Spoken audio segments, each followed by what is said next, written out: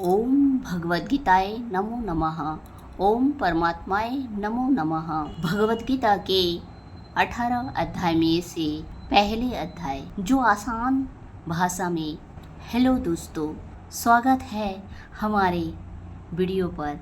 आज हम बात करेंगे भगवद गीता के पहले अध्याय जिसका नाम अर्जुन विषाद योग। भगवद गीता न केवल एक धार्मिक ग्रंथ है बल्कि यह जीवन में हर क्षेत्र में हमें मार्गदर्शन देता है। और जानते हैं कि इस पहले अध्याय में क्या खास है। भगवद गीता महाभारत के युद्ध का एक हिस्सा है जो कुरुक्षेत्र के युद्ध के दौरान भगवान श्री कृष्ण और अर्जुन के बीच हुए संवाद का एक संग्रह है। धृतराष्ट्र कौरव के पिता है जो आँख से दिखाई नहीं देता। अपने सहायक संजय से युद्ध की स्थिति के बारे में पूछते हैं। संजय को ऋषि वेद व्यास से दिव्य दृष्टि प्राप्त हुआ था जो घर बैठकर ही धृतराष्ट्र को सारी घटनाएं देखकर सुना सके। भगवद गीता के पहली अध्याय इसमें कुछ मुख्य बिंदु होते हैं, जैसे कुरुक्षेत्र युद्ध भूमि का वर्णन, दोनों पक्षों का संकलन, अर्जुन के अपने सगे संबंधियों से मिलना और अंत में उसका मन में उठता हुआ संदेह, तनाव और मोह का वर्णन। तो चलिए शुरू करते हैं भगवद गीता का पहली अध्याय। धृतराष्ट्र पूछते हैं, हे संजय, मेरे पुत्र और पांडव के बीच कुरुक्षेत्र में युद्ध के लिए इकट्ठा हुए लोग क्या कर रहे हैं। संजय बताते हैं कि दुर्योधन ने युद्ध के लिए तैयार पांडव सेना को देखकर अपने गुरु द्रोणाचार्य के पास जाकर बात शुरू की।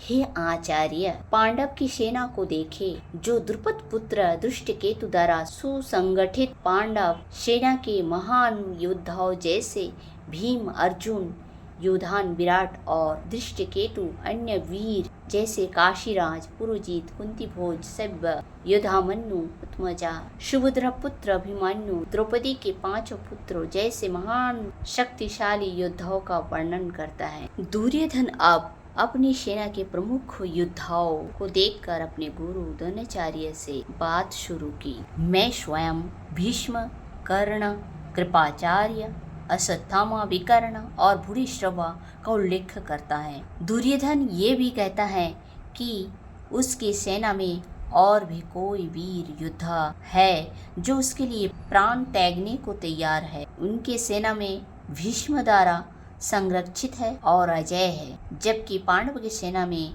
भीम द्वारा संरक्षित। युद्ध की शुरुआत में भीम जोर से शंखनाद करते हैं जिससे कौरव सेना में उत्साह से शंख, नगारे और अन्य वाद्य यंत्र एक साथ बजाने लगते हैं जिससे भयंकर शोर होता है। दूसरी ओर श्री कृष्ण और अर्जुन जो श्वेत घोड़े पर अपने शंख बजाते हैं। फिर युधिष्ठिर, नकुल, सहदेव अपने अपने शंख बजाते हैं। इस प्रकार काशीराज पांडव के योद्धा भी अपने अपने शंख और वाद्य यंत्र बजाते हैं। पांडव की यह शंखनाद वाद्य यंत्र का शोर कौरव सेना के हृदय को विदीर्ण करता है और आकाश में गूंजता है। यह शोर कौरव के मन में भय पैदा करता है और युद्ध का माहौल तनावपूर्ण हो जाता है। अर्जुन अपने धनुष यानी गांडीव को हाथ में लेकर युद्ध के लिए कौरव सेना को देखता है और श्री कृष्ण से कुछ कहता है कि हे माधव, अपने रथ को दोनों सेनाओं के बीच ले जाए ताकि युद्ध के लिए आए कौरवों को पास से देख सके। भगवान श्री कृष्ण जो अर्जुन के कहने पर रथ को दोनों सेनाओं के बीच ले जाते हैं जहां भीष्म, द्रोण और अन्य योद्धा मौजूद है। भगवान श्री कृष्ण कहते हैं, अर्जुन देखो इन कौरवों को।